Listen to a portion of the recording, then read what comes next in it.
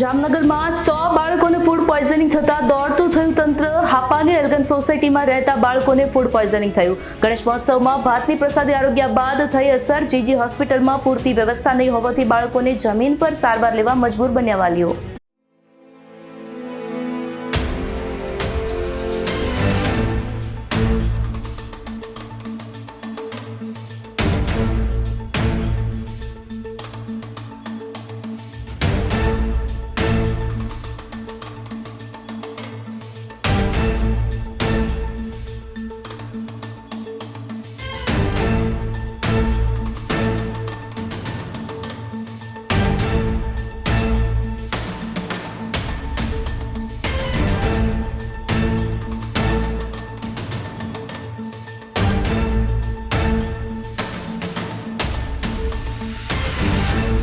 અમારી તમામ માહિતીથી અપડેટ રહેવા માટે જોડાયેલા રહો S9 ન્યૂઝ સાથે.